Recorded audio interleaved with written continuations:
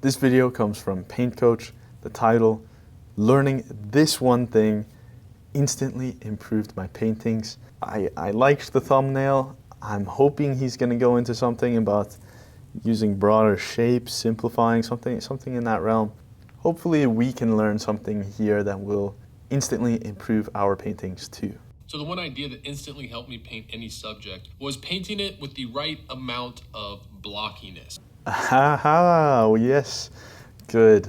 I like where this is going. When you paint a face too smooth and too round, it has a certain slickness to it and lacks any weight or structure. Yes, that's the problem I think that a lot of people run into, is that they start to make it a little bit too slick. They blend out too much. It kind of becomes blobby, and you lose the likeness. And not only that, but it starts to feel really weak. It doesn't feel like they actually have a solidness, like there's really a person there, or like there's that thing in front of you. On the other hand, if you draw and paint it in too blocky, it's going to be very rigid and give the subject a hardness that it doesn't deserve. Yeah, so what I would recommend is using broad brushes. I talk about this all the time on my Patreon. If you're a patron, you know about this. But you got to use the really broad brushes, because those are going to force you to get blocky. And then you can start to blend through the layers by sanding and scraping. Again, beautiful technique. And I think that's a great way to find that balance, because you're kind of getting that blending less directly than if you were to just blend using your brush. It's going to build up over the layers, and you're really going to get to the essence of what you're painting. If you draw on your subject using straight lines, it's going to give it a certain amount of blockiness, but also drawing straight lines is a lot easier than drawing curved lines, because it's easier to see the correct angles. Yeah, that's a really good point too. If you're trying to, make these little curves, you're actually going to lose some of the likeness, because you're getting a little bit too specific. You're trying to follow the contour, and I think most of the time what happens is people get detail oriented then, and they lose that big shape. They lose the solidness that comes with these big blocks. It's also going to help your brush work. I get a lot of students asking me, how can I improve my brush work? It looks like your paintings are so simple. How do you get that simple painterly look? Yes, exactly. The thing about it is that when you're painting directly and you're trying to make marks with just one brush mark, that's how you achieve the blockiness.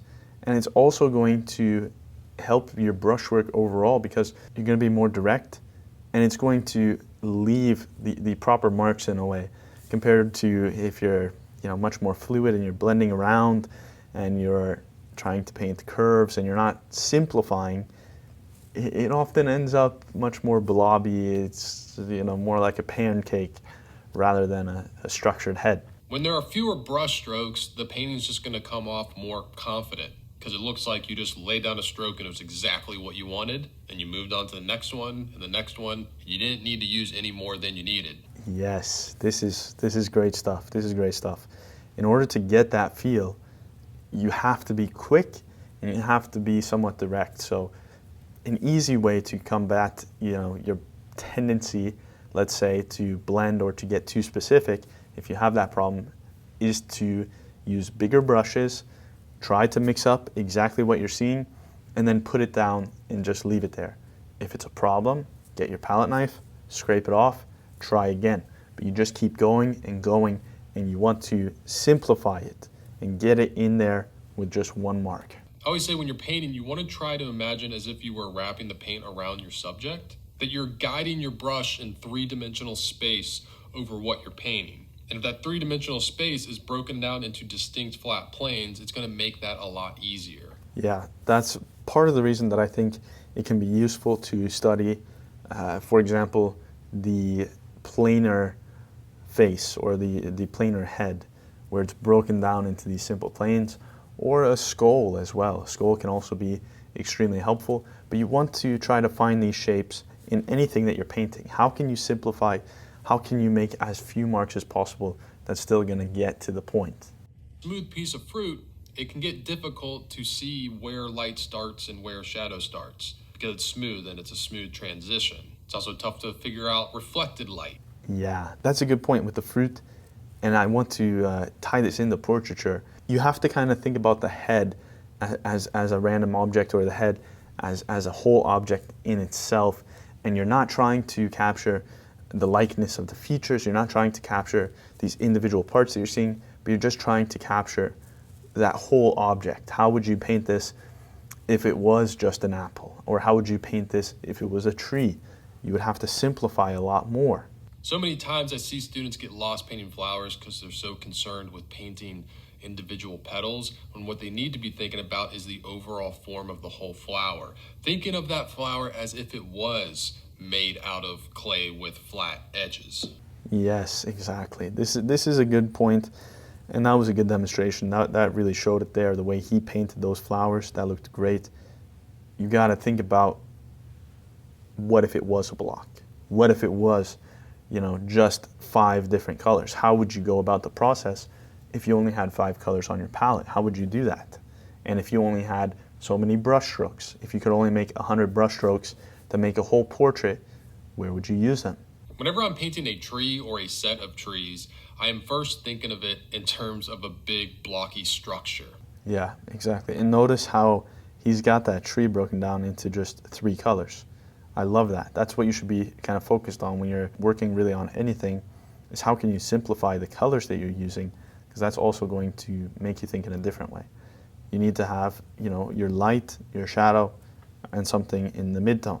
That's really all you need for 90% of the painting. Important to establish early on, because you can always manipulate that blocky structure. You can always chip away at it and mold it and soften edges and cut back in and make it read and feel like trees. It's hard once you kind of do all that stuff to try and go back in and add structure to it. That's a great point right there. If you start out with that big foundational structure, it's going to be easy to add the details on top. The details will even build themselves most of the time. But if you go from a detail-oriented perspective and you're trying to get a solidity, you've already lost the battle. You've already gotten too specific, and now it's going to be difficult to simplify without just completely redoing the whole thing. And just how painting trees in a landscape from a photo can be difficult to figure out, the light and shadowed side. Same thing with portraits. A lot of times in a photo, the change in value on the face can be so subtle you could miss it. But if you have an understanding of these planes, you won't miss it, and you'll construct the proper form. Yeah, that's a good point right there. The more you practice with this and the more you become acquainted and you understand how these things break down, the more you'll be able to kind of invent things when you need to. And that's an important skill to have. That's something I think is really useful, especially if you're painting from life, or if you don't have the perfect setup. You're gonna have to do some inventing. You're gonna have to, put a little bit more light, or go for more of a mid-tone, even though you might be seeing something really dark. You're gonna have to manipulate in order to make it feel more solid. You might be thinking, how many planes should I paint in my subject? Well, it really depends on you, and some people put a lot in their paintings are more detailed, more specific. Some put very few, and there's a very simple look to them that can be really cool. But no matter what you do, I always try to start big and work small. Yeah, this is great stuff right here. I mean, this is pretty much how I'm always thinking, what I'm always kind of looking for. I'm looking for those really simple shapes. How can I get the entire face covered with just 3 colors? Okay, now I can introduce maybe 2 more, and then I'll keep working from there, and I'll get more specific as the layers build up. Something else which I think is really great about approaching it in this way is that you can maintain that solidity and even start to build your details without having to get so detail oriented. What you can do is use your sandpaper and your palette knife in between layers, and just by scraping those layers, they're going to start to blend together bit by bit, and you're going to keep refining the structure, getting that structure, and it's going to actually kind of build itself. You almost don't even have to paint the details. If you just keep going broad and you repeatedly paint in layers, you're going to get the details as a consequence. The real advantage there is that you're maintaining the solidness. You don't ever get trapped or stuck in one particular detail. So that's going to help a lot to ensure you actually have that feeling that it's real. So it doesn't matter if you're painting a tomato, an elephant, a building, your best friend, or a chihuahua. You always want to be thinking of your subject in this blocky way. I guarantee once you get a hold of this, it will make your paintings a lot better. You'll have a lot more fun painting. Yeah, that's great stuff right there. Great advice. I think this was a very good explanation, and you should really try to implement this into your own work. How can you simplify?